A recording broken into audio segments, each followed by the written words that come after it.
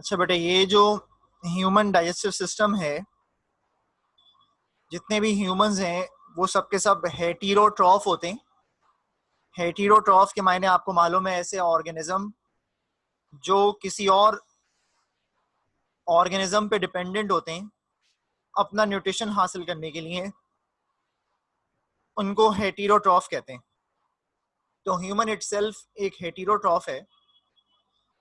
Human के अंदर extra cellular digestion भी होती है, यानी कि सेल के बाहर, और इंट्रा सेलुलर डाइजेशन भी होती है, यानी कि सेल के अंदर।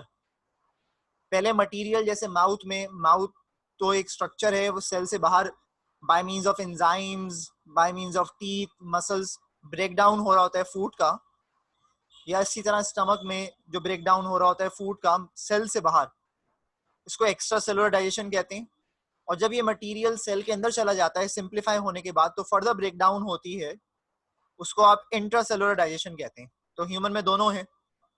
इसके अलावा मैकेनिकल डाइजेशन भी है और केमिकल डाइजेशन भी हो रही है ह्यूमन में। मैकेनिकली मतलब मसल्स की दीवारें आपस में आकर टकरा रही हैं जो खाने को तोड़ रही हैं, और केमिकली इसका मतलब है कि एंजाइम्स प्रोड्यूस हो रहे हैं जो कि फूड को तोड़ रहे हैं, सिंप्लीफाई कर रहे हैं, लार्ज कॉम्प्लेक्स मटेरियल को सिंपल सब्सटेंसेस के अंदर तोड़ रहे हैं। तो मैकेनिकल और केमिकल डाइजेशन भी होती हैं इंसानों में। इसके अलावा इंसानों में जो डाइजेस्टिव सिस्टम है वो ट्यूब लाइक है। एक एंड पे माउथ है, दूसरे एंड पे एनस है, दो सेपरेट ओपनिंग्स होती हैं इंसानों में। इसके कंपोनेंट्स हैं कुछ ह्यूमन डाइजेस्टिव सिस्टम के, जो आपको यहाँ पे इमेज में भी नजर आ रहे होंगे। माउथ है, माउथ के अलावा यहाँ पर फेरिंग्स हैं, लैरिंग्स हैं, फिर ईसोफिगस है, ईसोफिगस के बाद स्टमक है, फिर स्मॉल इंटेस्टाइन है और लार्ज इंटेस्टाइन। तो ये तो सारे कंपोनेंट्स हैं बेटे डाइजेस्टिव सिस्टम के। हम पहले स्टार्ट करेंगे माउथ से, या आप जिसको कह लें बकल कैविटी से। जो माउथ की बात है जहां तक, तो इंसान जो है इनका माउथ एक रूम की तरह है, जिसका रूफ है, जिसका फ्लोर है,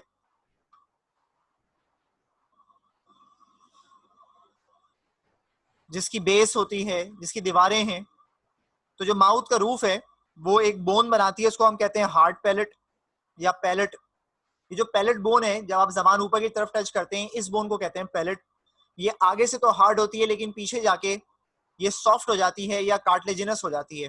तो आगे से बोनी है, पीछे से कार्टिलेजेस है। और आगे अगर आप देखें, जबान हल्के हल्के पीछे की तरफ फेरें, तो आपको एहसास होगा कि आगे स्ट्रक्चर्स निकले हुए रूफ पे, कांटे जैसे स्ट्रक्चर हैं या डिप्रेशंस हैं, इनको कहते हैं रग्स, जिसमें फूड जाके फंस जाता है या ग्रिप करने के काम में आते हैं।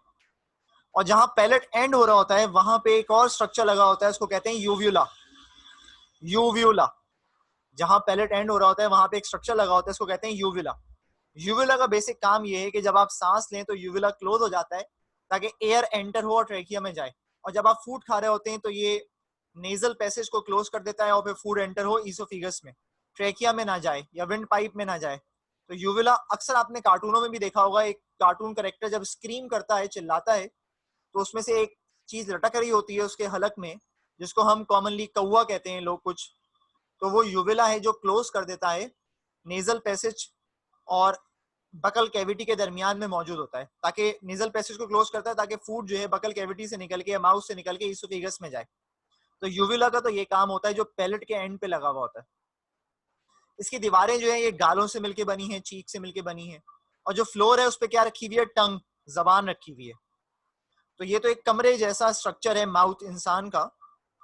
इसके अलावा इंसानों में सेम वही प्रोसेसेस होते हैं जो किसी और एनिमल में होते हैं। वो कौन कौन से प्रोसेसेस हैं जो इंसानों में होते हैं? इसमें इंजेशन है, यानी कि खाने का निकलना, डाइजेशन है, यानी कि खाने का तोड़ना सिंपल सब्सटेंसेस के अंदर। इसके अलावा एब्जॉर्प्शन है, यानी कि खाना खाने के बाद या टूटने के बाद एब्जॉर्ब होना। और अल्टीमेटली जब चीजें एब्जॉर्ब हो जाती हैं, सेल्स तक पहुंचती हैं, तो वहां पे एनर्जी का अपटेक होता है, यानी कि एसिमिलेशन और आखिर में जो भी वेस्ट बच गया उसकी एक्सक्रीशन होती है।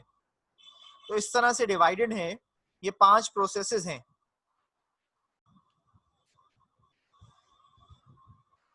जो माउथ है इसमें जॉज हैं बेटे, अपर जॉ है और लोअर जॉ है, 2 जॉज होते हैं, अपर और लोअर जॉ। इनको कहते हैं मैंडिबल और मैक्सिला। 2 जॉज हैं, मैंडिबल और मैक्सिला। एक जॉ तो फिक्स है, ऊपर की साइड फिक्स है स्कल के साथ, और जो लोअर जॉ है ये फ्री है। इनमें लगे हुए होते हैं टीथ, दांत लगे हुए होते हैं। लोअर जॉ मैंने कहा मूवेबल है, अपर जॉ जो है वो फिक्स है। जो दांत हैं, दांतों की बेस पे कुछ बायोलॉजिकल टर्मिनोलॉजी देते हैं हम इंसानों को, डाइफायोडोंट कहते हैं। डाइफायोडोंट उन जानदारों को कहते हैं जिनमें 2 सेट्स ऑफ टीथ होते हैं। 2 सेट ऑफ टीथ का मतलब 2 दफा दांत निकलते हैं, एक मिल्क टीथ और एक परमानेंट टीथ। इंसान डाइफायोडोंट होते हैं। कुछ हेटेरोफायोडोंट भी या पॉलीफायोडोंट भी होते हैं, इनके दांत बार बार निकलते रहते हैं, जैसे फिशेस वगैरह, एम्फीबियंस वगैरह।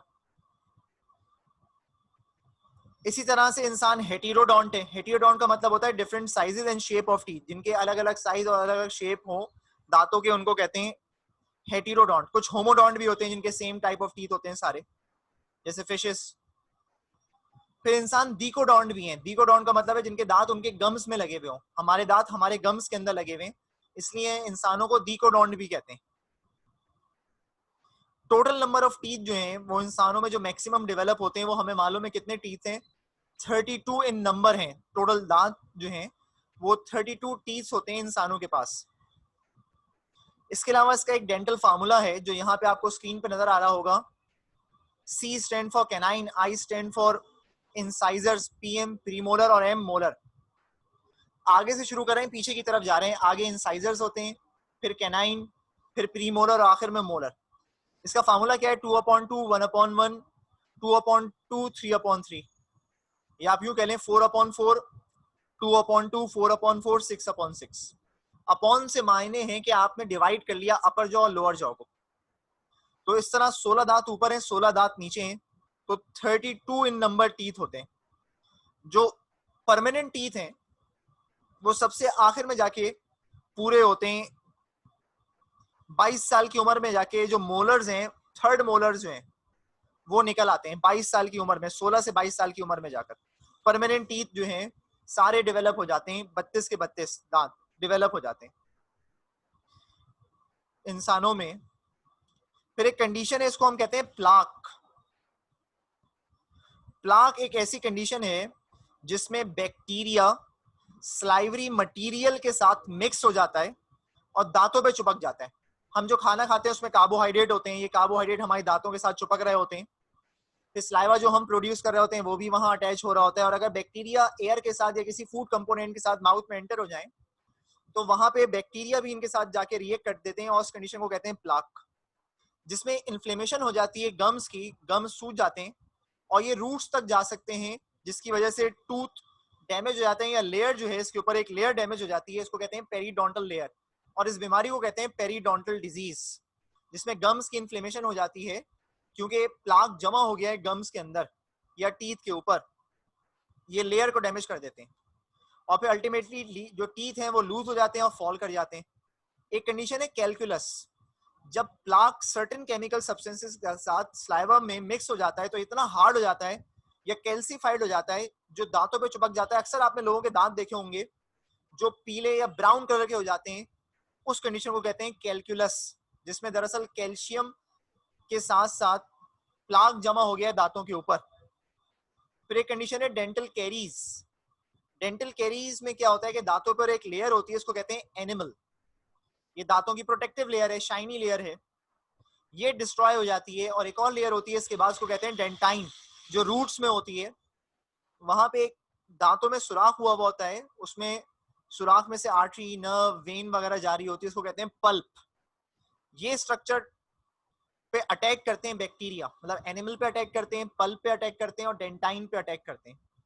ये कन्वर्ट करते हैं शुगर को एसिड में, जो हम कार्बोहाइड्रेट खा रहे हैं उसको कन्वर्ट करते हैं एसिड में, जिसकी वजह से दांतों में तकलीफ होती है और अल्टीमेटली दांत जो हैं वो गिरने लगते हैं। बहुत सारे कंडीशंस हैं जो कि डेंटल कैरीज कराती हैं इंसानों में, जिसमें एक चीज क्या है, शुगरी फूड का इंटेक करना ज्यादा, प्रॉपर ब्रशिंग ना करना रात में, और सुबह दांत साफ ना करना, ब्रशिंग नहीं करना, स्लाइवा की जो कंपोजिशन है वो डिस्टर्ब हो जाना या चेंज हो जाना, इसके अलावा दांतों की हाइजीन का ख्याल न रखना, ऐसे टूथपेस्ट इस्तेमाल करना जिसमें लो लेवल है फ्लोरीन का, ये वो तमाम फैक्टर्स हैं जो रिस्पॉन्सिबल होते हैं बाज दफा ये डेंटल कैरीज के होने के। फिर अगर आप देखें तो यहाँ पे भी ये डायग्राम जो आपको नजर आ रही है, इसमें परमानेंट इरप्शन लिखा है और एक प्राइमरी इरप्शन लिखा है। प्राइमरी इरप्शन तो मिल्क टीथ को कहते हैं और परमानेंट इरप्शन जो है वो परमानेंट टीथ को डेवलप होने को कहते हैं। तो अगर आप देखें तो दांत जो डेवलप होना शुरू हो रहे हैं, इंसाइजर जो डेवलप होना शुरू हो रहे हैं सबसे पहले, वो 8 महीने से 12 महीने की उम्र में डेवलप हो रहे हैं और अल्टीमेटली 25 से 33 मंथ में जाके प्राइमरी इरप्शन पूरी हो जाती है अपर टीथ की। जबकि लोअर टीथ जो हैं उनकी जो इंसाइजर्स की इरप्शन होती है वो 6 से लेकर 10 महीने में हो जाती है। तो लोअर टीथ पहले निकल आते हैं, अपर टीथ बाद में निकलते हैं। जबकि ये पूरी परमानेंट टीथ में अगर आप देखें तो परमानेंट डेवलपमेंट जो है वो 17 से 21 साल में जाके हो जाती है आखिरी मोलर की। तो ये तो टीथ की बात थी बेटे, और इसमें होने वाली कुछ डिजीज थी। इसके अलावा यहाँ पे ग्लैंड्स हैं, हमारे माउथ में ही ग्लैंड है, उनको कहते हैं स्लाइवरी ग्लैंड। माउथ में ही रखे हुए ग्लैंड है, इनको कहते हैं स्लाइवरी ग्लैंड। ये जो स्लाइवरी ग्लैंड है ये प्रोड्यूस करते हैं एक लिक्विड जिसको हम कहते हैं सलाइवा। स्लाइवरी ग्लैंड प्रोड्यूस करते हैं सलाइवा। ये जो सलाइवा है जो माउथ में प्रोड्यूस हो रहा है, इसकी पीएच वैल्यू है 6.8। सलाइवा की पीएच वैल्यू है 6.8 और 1 से लेके 2 litre per day saliva produce होता है इंसानों में। 1 से लेके 2 लीटर सलाइवा प्रोड्यूस होता है इंसानों में पर डे। इसकी पीएच वैल्यू है 6.8। कुछ ग्लैंड्स हैं जिनके नाम आपको स्क्रीन पे लिखे हुए नजर आ रहे होंगे। एक है पैरोटिड, कान के पास होता है ये। एक है सबलिंगुअल जो जबान के नीचे होता है। एक है सब मैंडिबुलर जो मैंडिबल के नीचे, लोअर जॉ के नीचे होते हैं, सब मैंडिबुलर। ये जो 3 ग्लैंड्स हैं, ये 3 ग्लैंड्स मिलके प्रोड्यूस करते हैं सलाइवा को, और इनमें से डक्ट निकलती है जो डक्ट सलाइवा को सेक्रीट करती है हमारे माउथ में। इस डक्ट को कहते हैं, जो पैरोटिड ग्लैंड से निकलती है, और पैरोटिड ग्लैंड इन तीनों में से लार्जेस्ट ग्लैंड है। इस डक्ट को कहते हैं Stensen. Stensen, Stensen, STENSON, Stensen duct. Book में इसका नाम नहीं है हमारे। जो कंपोनेंट्स हैं सलाइवा के, सलाइवा में होता क्या क्या है, इसमें वाटर होता है मेजॉरिटी में, म्यूकस होता है, एमाइलेज एक एंजाइम है जिसको प्रीवियसली हम कहते थे टाइलिन, और लाइसोजाइम एक और एंजाइम है जो यहाँ होता है। एमाइलेज या टाइलिन का काम तो बेटे ब्रेक डाउन ऑफ कार्बोहाइड्रेट है, कार्बोहाइड्रेट का तोड़ना काम है एमाइलेज का। जबकि लाइसोजाइम जो है यहाँ पर वो किसी भी किस्म के माइक्रो ऑर्गेनिज्म, खास तौर पे बैक्टीरिया को किल करते हैं, जो कि यहाँ होते हैं सलाइवरी ग्लैंड में। जो लाइसोजाइम होते हैं वो एंटी बैक्टीरियल इन एक्टिविटी होते हैं। इसके अलावा माउथ में ही बेटे टंग रखी हुई है, जबान है। टंग एक मस्कुलर फ्लैशी ऑर्गन है और ये हार्डेस्ट स्केलेटल मसल है। आप देखते हैं ना कितनी चलती है, मेरी अभी देखें, और वैसे लोगों को देखें कितनी ज्यादा जबान मूव कर रही होती है, कंटिन्यू मूवमेंट हो रही है इसकी, और ये वॉलंटरी है, हमारे कंट्रोल में है। टंग जो है वो नेचुरल क्लीनर भी है टीथ का। अक्सर हम कुछ खाते हैं, जबान फेरते हैं ना मुंह में अंदर अंदर ही यूं जबान फेर रहे होते हैं, तो यानी कि दांतों को साफ कर रहे होते हैं। आपने गाय बकरों को भी देखा होगा, वो भी जबान चला रहे होते हैं अपने दांतों पे, यानी कि एक नेचुरल क्लीनर है जबान। इसके अलावा टंग में सेल्स होते हैं जिनको हम टेस्ट बड्स कहते हैं, और टेस्ट बड्स का काम बेटे आपको मालूम है development of sensation of taste. हमारी जो टंग है ये 4 तरह की सेंसेशंस को डेवलप करा सकती है, सोर, बिटर, सॉल्टी और स्वीट। ये 4 सेंसेशंस हैं जो टंग डेवलप कराती है। सॉर है, सॉल्टी है, स्वीट है और सॉल्ट। ये 4 सेंसेशन है जो जबान डेवलप कराती है। इसके अलावा टंग जो है ये ऊपर की तरफ मूव होती है और पीछे की तरफ तो धकेलती है फूड को हमारे गले में, जिसको हम सॉलोइंग कहते हैं। तो जबान जो है वो सॉलोइंग ऑफ फूड में भी बेटे हेल्प कर रही है। इसके अलावा जो टंग है, ये हमारी जो टंग है, इंसानों की जो टंग है, ये पोस्टीरियरली पीछे से रोल होके कनेक्ट हुई है हमारे गले में, और एंटीरियरली हमारी जो टंग है वो फ्री होती है, तभी ऊपर भी उठती है और नीचे भी आती है। हालांकि कुछ एनिमल्स ऐसे हैं उनमें ये कनेक्शन रिवर्स होता है, ऐसा नहीं होता जैसा मैंने कहा, आगे से एंटीरियरली कनेक्टेड है, पोस्टीरियरली फ्री होती है, ऐसे फ्रॉग में होता है। उसके बाद यहां तक तो सारी बात थी बेटे माउथ को लेकर। अब माउथ के बाद जो नेक्स्ट स्ट्रक्चर है वो फेरिंग्स है।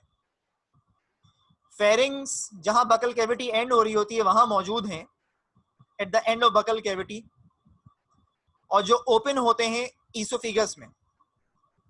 फेरिंग्स में एक स्मॉल ओपनिंग होती है जिसको कहते हैं ग्लॉटिस। फेरिंग्स में ओपनिंग है, इसको कहते हैं ग्लॉटिस। इसके ऊपर एक फ्लैप लाइक स्ट्रक्चर लगा हुआ होता है, इसको कहते हैं एपीग्लॉटिस। एपी मतलब वैसे भी अबव होता है।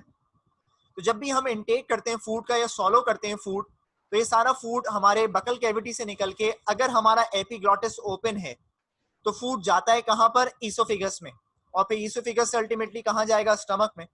और अगर एपीग्लॉटिस क्लोज है तो फूड नहीं जा सकता आगे।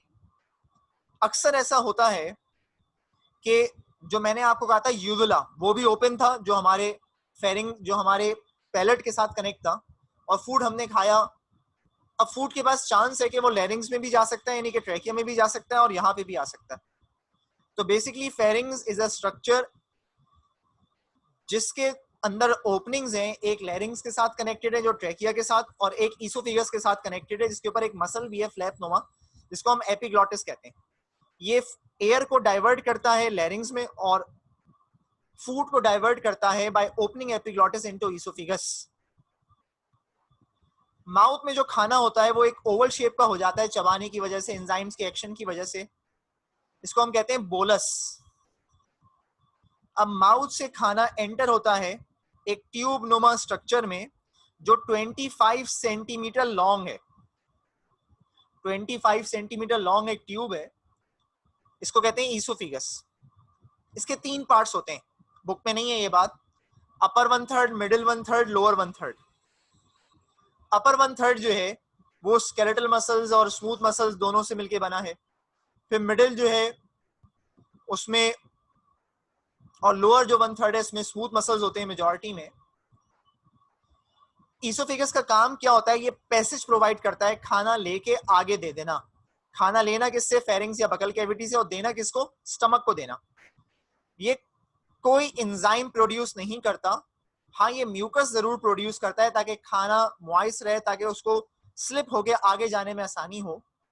इसकी जो मूवमेंट होती है वो सेगमेंट्स में होती है। जब इसके मसल्स कॉन्ट्रैक्ट करते हैं, पुश करते हैं फूड को आगे की तरफ, इसको कहते हैं पेरिस्टाल्सिस, यानी कि डाउनवर्ड जब पुश करते हैं इसको कहते हैं पेरिस्टाल्सिस। और अगर अपोजिट डायरेक्शन में मूव करने लगे जिसकी वजह से खाना निकल के पेट से माउथ में आ जाए, इसको कहते हैं एंटी पेरिस्टाल्सिस। तो ईसोफेगस का काम तो बेटे सिर्फ इतना है कि ये कैरी कर रहा है फूड, बकल कैविटी से ले रहा है और आगे की तरफ दे रहा है, स्टमक को दे रहा है। अब जो नेक्स्ट पार्ट है वो बेटे स्टमक है। स्टमक जो है ये एक बैग, मसल से मिलके बना हुआ बैग नाइक स्ट्रक्चर है जो डायफ्राम के नीचे रखा हुआ है। इसमें खाना स्टोर भी हो सकता है, मैकेनिकल डाइजेशन भी होती है यहाँ पे और केमिकल डाइजेशन भी होती है यहाँ पर स्टमक में। फिर स्टमक के एंड्स भी होते हैं, एक इसका कार्डियक रीजन होता है, एक इसका फंडस होता है मिडिल, और एक इसका लोअर रीजन या पोस्टीरियर रीजन होता है, उसको कहते हैं पाइलोरिक रीजन। तो 3 रीजन हैं, cardiac region because it is present near to your heart, fundus middle region को कहते हैं, यहाँ पे गैस्ट्रिक ग्लैंड रखे होते हैं, और पाइलोरिक रीजन या पोस्टीरियर रीजन है, यहाँ पे भी दरवाजा होता है और कार्डियक रीजन में भी एक दरवाजा लगा हुआ होता है, इसको कहते हैं स्फिंक्टर। जहां से कार्डियक रीजन स्टार्ट होता है वहां कार्डियक स्फिंक्टर होता है, जहां पे पाइलोरिक रीजन होता है वहां पे भी दरवाजा होता है, उसको कहते हैं पाइलोरिक स्फिंक्टर। नॉर्मली जितने ऑर्गन्स होते हैं ना उनके स्टार्ट और उनके एंड पे दरवाजे होते हैं, उनको स्फिंक्टर्स कहते हैं। आवाज आ रही है? गैस्ट्रिक ग्लैंड जो है यहाँ पर, गैस्ट्रिक ग्लैंड बेटे प्रोड्यूस करता है गैस्ट्रिक जूस, और जो गैस्ट्रिक जूस है उसकी पीएच वैल्यू कितनी होती है, 1.4 से लेके 1.8। गैस्ट्रिक ग्लैंड प्रोड्यूस करता है गैस्ट्रिक जूस जिसकी पीएच वैल्यू है 1.4 से लेके 1.8। अब ये ग्लैंड है तो ग्लैंड मस्ट कंटेन सेल्स, तो यहाँ पे सेल्स होंगे गैस्ट्रिक ग्लैंड के अंदर। वो सेल्स कौन से होते हैं? एक सेल है उसका नाम है गॉबलेट सेल। गॉबलेट ये प्रोड्यूस करता है म्यूकस, और म्यूकस के काम है लुब्रिकेशन या फ्रिक्शन को रिड्यूस करना। फिर एक सेल है यहाँ पे उसका नाम है जी cell, G capital G cell. जी सेल हार्मोन प्रोड्यूस करता है कुछ, जैसे एक हार्मोन है उसका नाम है गैस्ट्रिन, जो गैस्ट्रिक मोटेलिटी को कराता है या गैस्ट्रिक मूवमेंट कराता है या पेरिस्टाल्टिक वेव को स्टार्ट कराता है स्टमक में। फिर एक सेल है बेसल सेल या स्टेम सेल्स, ये दूसरे बाकी के जितने सेल हैं गैस्ट्रिक ग्लैंड में उनको बनाता है बेसल सेल या स्टेम सेल। फिर एक सेल है उसका नाम है argentaffin, argentaffin cell. Argentaffin cells जो हैं ये एक न्यूरोट्रांसमीटर है उसका नाम है सेरोटोनिन, ये उसको बनाता है। अर्जेंटाफिन सेल जो गैस्ट्रिक ग्लैंड के सेल्स हैं ये सेरोटोनिन को बनाते हैं। इसके अलावा एक सेल है ऑक्सिनेटिक सेल, इनको पैराइटल सेल भी कहते हैं। ऑक्सिनेटिक सेल या पैराइटल सेल ये HCl को बनाते हैं, और HCl जो है हाइड्रोक्लोरिक एसिड जो है उसी की वजह से इसकी pH वैल्यू डेवलप हुई है।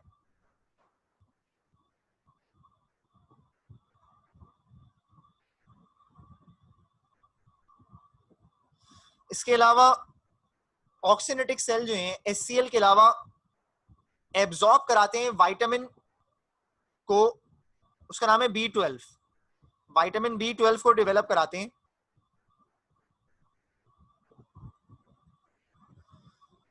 इसके अलावा एक और सेल है उनका नाम है चीफ सेल या जाइमोजिन सेल।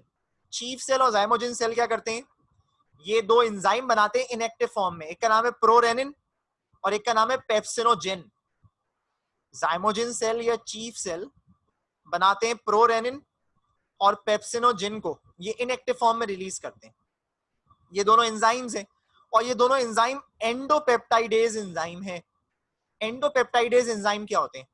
वो तमाम एंजाइम जो अमाइनो एसिड की चेन को कहीं से भी बीच से तोड़ दें, इनको एंडोपेप्टाइडेज कहते हैं।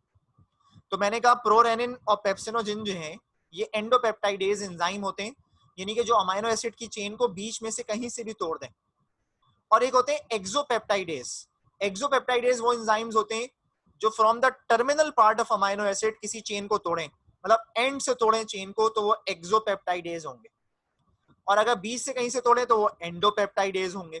यहाँ पे प्रोरेनिन और पेप्सिनोजिन जो चीफ सेल या जाइमोजिन सेल से निकल रहे थे वो दोनों एंडोपेप्टाइडेज हैं। यहाँ पे मैंने दो एंजाइम्स का नाम लिया, एक प्रोरेनिन और एक पेप्सिनोजिन। जब भी कभी ये एंजाइम एक्टिवेट होते हैं in the presence of HCl तो ये कन्वर्ट होते हैं पेप्सिन में और रेनिन में।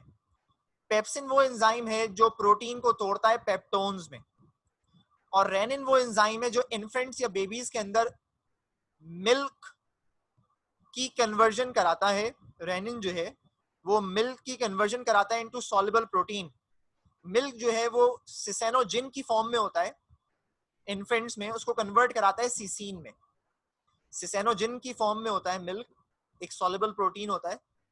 रेनिन उसको सिसेनोजिन को कन्वर्ट करता है सिसीन में। तो ये इन हार्मोन्स के फंक्शन हैं जो कि या एंजाइम्स के फंक्शन हैं जो स्टमक में प्रोड्यूस हो रहे हैं और अल्टीमेटली फिर यहां से रिलीज हो रहे हैं। जब स्टमक में खाना होता है तो यहां पर खाने की जो फॉर्म हो जाती है आफ्टर ब्रेक डाउन उसको हम काइन कहते हैं, CHYME, काइन कहते हैं इसको हम, CHYME, काइन कहते हैं इसको हम। और देखो मैंने आपको सेल्स के नाम बताए, ये तमाम सेल्स के नाम हमारी किताब में नहीं है, और मैंने इन तमाम सेल से जो जो चीज प्रोड्यूस हो रही थी उनके बारे में भी बताया आपको। इसके अलावा स्टमक से लेके एंड तक जितनी भी इंटेस्टाइन है वहां पे लेयर्स होती हैं बेटे, प्रोटेक्शन पर्पस के लिए या दूसरे फंक्शंस के लिए। तो ये लेयर्स कौन सी हैं? बाहर से शुरू कर रहे हैं अंदर की तरफ आ रहे हैं। तो एक लेयर होती है इसको कहते हैं म्यूकोजा, उसके बाद सेकंड लेयर है सब म्यूकोजा, फिर मसल्स की लेयर होती है, सर्कुलर मसल है, लॉन्गिट्यूडनल मसल है। स्टमक में तो एक और होता है इसको कहते हैं ऑब्लिक, उसके बाद सिरोजा। तो ये लेयर्स होती हैं, स्टमक में भी होती है, इंटेस्टाइन में भी होती हैं। म्यूकोजा, सब म्यूकोजा, सर्कुलर, लॉन्गिट्यूडनल, ऑब्लिक और आखिर में सिरोजा। ये 5 लेयर्स हैं जो स्टमक में भी हैं और स्मॉल इंटेस्टाइन या लार्ज इंटेस्टाइन में भी हैं। सेम नंबर ऑफ लेयर्स हैं दोनों जगह पे। इसके बाद खाना सारा डाइजेस्ट होकर, जितना भी हो सकता था या जो चीज़ भी डाइजेस्ट हो सकती थी वो डाइजेस्ट होकर अल्टीमेटली पहुंचता है स्मॉल इंटेस्टाइन में। स्मॉल इंटेस्टाइन को अगर आप देखें तो बेटे स्मॉल इंटेस्टाइन के 3 पार्ट्स होते हैं, ड्यूडेनम, जियोजेनम और इलियम। ये 3 पार्ट्स हैं, ड्यूडेनम, जियोजेनम और इलियम। स्मॉल इंटेस्टाइन के 3 पार्ट्स हैं। ओवरऑल लेंथ जो है वो उसकी 6 मीटर है स्मॉल इंटेस्टाइन की, जो ऑलमोस्ट 20 फीट है। इसमें ड्यूडेनम सबसे छोटा है, फिर जियोजेनम है और फिर इलियम है। जो ड्यूडेनम है वो तो सिर्फ 30 सेंटीमीटर लॉन्ग होता है, 30 सेंटीमीटर लॉन्ग होता है ड्यूडेनम। जबकि जियोजेनम जो है ये 2.4 मीटर लॉन्ग है और इलियम सबसे बड़ा है 3.6 मीटर। इलियम सबसे बड़ा है 3.6, जियोजेनम 2.4 और ड्यूडेनम सबसे छोटा है 30 सेंटीमीटर। तो टोटल 6 मीटर 30 सेंटीमीटर लॉन्ग एक क्वाइल ट्यूब है स्मॉल इंटेस्टाइन। ड्यूडेनम जो है खाना सारा निकलकर स्टमक से ड्यूडेनम में आता है। ड्यूडेनम वो जगह है जो बहुत सारी चीजें रिसीव कर रही होती है। ड्यूडेनम में कॉमन बाइल डक्ट भी एंटर हो रही होती है जो कि बाइल जूस लेकर आ रही होती है, और पेनक्रियास से पेनक्रियाटिक जूस लेकर आ रही होती है। ड्यूडेनम के साथ ही पेनक्रियाज रखे हुए होते हैं, और यहाँ पे जो डक्ट आ रही है कॉमन बाइल डक्ट, जो लीवर और गॉल ब्लैडर से बाइल जूस लेकर आ रही है, ये पेनक्रियाटिक डक्ट और हिपेटोसिस्टिक डक्ट आपस में कंबाइन होती हैं तो कॉमन बाइल डक्ट बनती है जो ड्यूडेनम में एंटर होती है। जो लीवर और गॉल ब्लैडर से बाइल जूस आ रहा है, उस बाइल जूस के कंपोनेंट क्या होते हैं? उसमें भी वाटर है, उसमें भी म्यूकस है, उसमें सॉल्ट होती है, बाइल सॉल्ट। एक को कहते हैं सोडियम ग्लाइकोचोलेट, एक को कहते हैं सोडियम टोरोचोलेट, सोडियम बाइकार्बोनेट आइंस होते हैं यहाँ पर। यहाँ बाइल एसिड्स होते हैं। बाइल एसिड कौन से होते हैं? Cholic acid, chenocholic acid, deoxy chenocholic acid. Bile pigments होते हैं, ब्लू रिबन, बाइलवर्डिन। कोलेस्ट्रॉल होता है यहाँ पर, फॉस्फोलिपिड्स होते हैं। ये वो तमाम मटेरियल होता है जो बाइल जूस का पार्ट होता है और यहाँ पे आता है ड्यूडेनम में। बाइल जूस का काम ये होता है कि न्यूट्रलाइजेशन कराए, जो भी फैट्स हैं, उन जो भी एसिड है जो स्टमक से आया था उसकी न्यूट्रलाइजेशन कराए और इमल्सिफिकेशन ऑफ फैट्स में हेल्प करे, यानी कि फैट्स को तोड़ने में आसानी प्रोवाइड करे। पेनक्रियास से जो पेनक्रियाटिक जूस आ रहा है, पेनक्रियास से जो पेनक्रियाटिक जूस आ रहा है, वो पेनक्रियाटिक जूस जो है उसमें बेटे एंजाइम्स होते हैं। हालांकि जो बाइल जूस आ रहा था उसमें एंजाइम नहीं थे, बाइल जूस में एंजाइम्स नहीं थे, पेनक्रियाटिक जूस में एंजाइम्स होते हैं। और देखो पेनक्रियास एक ऑर्गन है तो उसमें सेल्स होंगे, या ग्लैंड है तो उसमें सेल्स होंगे। जैसे गैस्ट्रिक ग्लैंड के सेल्स है उसी तरह पेनक्रियास के भी सेल्स हैं। पहला, बहुत सारे मुख्तलिफ सेल्स हैं यहाँ पे जो प्रोड्यूस करते हैं पेनक्रियाटिक सेल्स जो हैं। अब जैसे यहाँ पे जो प्रोड्यूस होने वाले एंजाइम्स हैं वो कौन कौन से हैं? ट्रिप्सिनोजिन है जो इनएक्टिव फॉर्म में रिलीज होता है और बाद में कन्वर्ट होता है ट्रिप्सिन में। एंजाइम इसको कन्वर्ट कराता है। एक ट्रिप्सिनोजिन इनएक्टिव फॉर्म में होता है, इसको एक्टिवेट एक एंजाइम कराता है, एंटीरियोकाइनेज नाम है उसका। और जब ये ट्रिप्सिन में कन्वर्ट हो जाता है तो ये तोड़ता है पेप्टोन्स को पॉलीपेप्टाइड कंपाउंड्स में। एक और एंजाइम है एमाइलेज, ये कार्बोहाइड्रेट की ब्रेक डाउन करता है पॉलीसेक्राइड की डाइसेक्राइड में। लाइपेज जो है फैट्स को तोड़ते हैं फैटी एसिड और ग्लाइसोल में।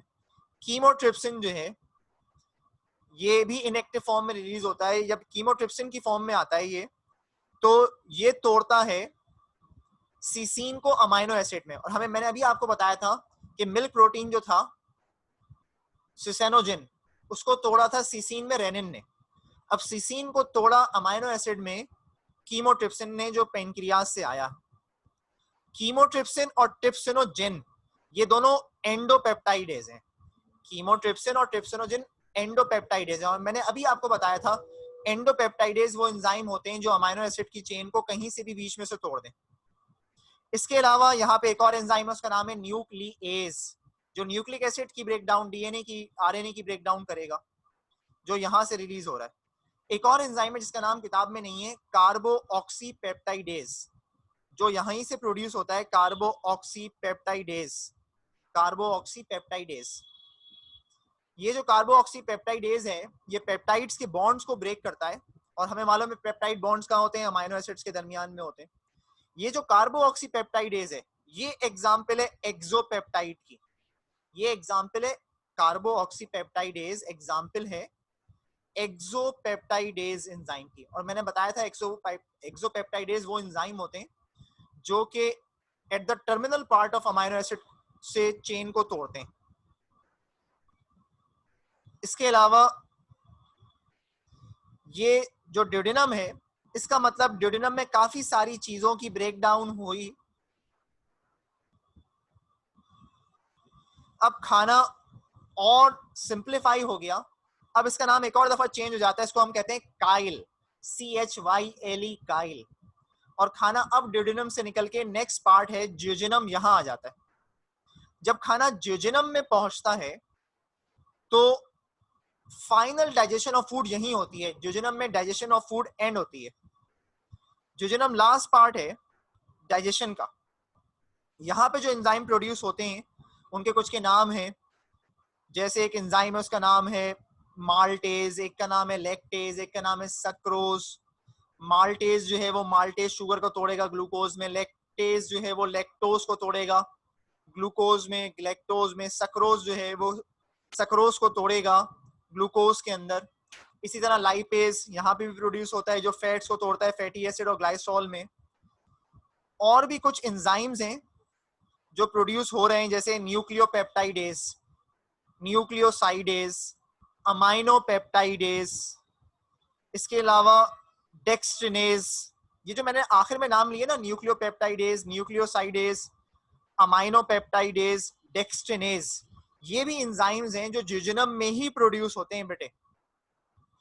असल में जो ज्यूजेनम है, ड्यूडेनम है और इलियम है, यहाँ पे कुछ ग्लैंड्स होते हैं, और वो ग्लैंड्स भी जूसेस प्रोड्यूस करते हैं। कौन से ग्लैंड्स होते हैं, किताब में तो नाम नहीं लिखा हुआ, मैं ऐसे ही बता रहा हूँ। एक ग्लैंड है उसका नाम है crypt of Lieberkuhn, crypt of Lieberkuhn, और एक का नाम है ब्रूनर ग्लैंड। ये ड्यूडेनम, ज्यूजेनम और इलियम में होते हैं ग्लैंड्स जो ये ज्यूजेनम में एंजाइम प्रोड्यूस करते हैं। इनका नाम है क्रिप्ट ऑफ लाइबर कूहेन और ब्रूनर ग्लैंड। इन दोनों की जो सेक्रीशन है, इसको आप इंटेस्टाइनल जूस भी कहते हैं या सकस एंटेरिकस भी कहते हैं। इंटेस्टाइनल जूस भी कहते हैं और सकस एंटेरिकस भी कहते हैं, जो कि ज्यूजेनम वगैरह में प्रोड्यूस हो रहा है। इसको सकस एंटेरिकस भी कहते हैं और इंटेस्टाइनल जूस भी कहते हैं। अब ये जो ग्लैंड्स हैं जिनके मैंने नाम लिए थे, क्रिप्ट ऑफ लाइबर कूहेन या ब्रूनर ग्लैंड, ये जो क्रिप्ट ऑफ लाइबर कूहेन है ये इलियम में होता है मेनली, और ब्रूनर ग्लैंड ड्यूडेनम में भी है, ज्यूजेनम में भी है और इलियम में भी है। इसमें गॉबलेट सेल होते हैं इन ग्लैंड्स में जो कि म्यूकस बनाते हैं। इसमें एक सेल होता है पेनिथ सेल, जो एंजाइम जिनके मैंने नाम लिए ये बना रहे हैं ज्यूजेनम में और ड्यूडेनम में। इसके अलावा एंडोक्राइन सेल होते हैं जो हार्मोन बनाते हैं, यहाँ पे भी हार्मोन प्रोड्यूस होता है, उसका नाम है सेक्रेटिन। सेक्रेटिन वो हार्मोन होता है जो पेनक्रियास से बाइल जूस को रिलीज कराता है। इसके अलावा बेजल सेल्स होते हैं जो दूसरे सेल्स को बनाते हैं, इन ग्लैंड्स के दूसरे सेल्स को बनाते हैं। अर्जेंटाफिन सेल्स है यहाँ पे भी, जो सेरोटोनिन को डेवलप कराता है। अच्छा देखो, सेरोटोनिन का लफ्ज बार बार आ रहा है। सेरोटोनिन जो है वो मेंटेन कराता है एंजाइटी को, कि एंजाइटी ना हो, ये मूड को बेहतर रखने के, फीलिंग्स को बेहतर रखने के काम में आता है। फिर तो ये सारे सेल्स थे जो इन ग्लैंड से थे, मतलब क्रिप्ट ऑफ लाइबर कूहेन और ब्रूनर ग्लैंड से निकल रहे थे, और इनकी सेक्रीशंस को आप इंटेस्टाइनल जूसेस कहते हैं। अच्छा, जो भी हार्मोन्स या एंजाइम्स वगैरह यहाँ से निकल रहे हैं, ये ज्यूजेनम से जो निकल रहे हैं, इनकी जो पीएच वैल्यू होती है वो 8.5 होती है। इनकी जो पीएच वैल्यू होती है इंटेस्टाइनल जूसेस की और इनमें पाए जाने वाले एंजाइम्स की, उनकी पीएच वैल्यू 8.5 होती है। और जो पेनक्रियाटिक जूस होता है उसकी पीएच वैल्यू 7 के आसपास होती है। पेनक्रियाटिक जूसेस की पीएच वैल्यू 7 के आसपास होती है। और पेनक्रियाटिक जूस कितना प्रोड्यूस करते हैं हम per day? 1 litre per day produce करते हैं पेनक्रियाटिक जूस। और गैस्ट्रिक जूस कितना प्रोड्यूस करते हैं? 1 से लेके 1.5 लीटर। स्लाइवरी जूस कितना प्रोड्यूस करते हैं? 1 से लेके 2 लीटर। पाइल जूस कितना प्रोड्यूस करते हैं? 1 लीटर। तो ये तकरीबन 1 लीटर के आसपास है तमाम चीजें। अब जो है ये खाना जितना टूटना था बेटे वो टूट गया। काइल की फॉर्म में अब खाना नेक्स्ट पार्ट में जाएगा जिसका नाम है इलियम। ये हमारा फर्स्ट पार्ट था, माउथ से शुरू किया और जुजनम तक आ गए हम।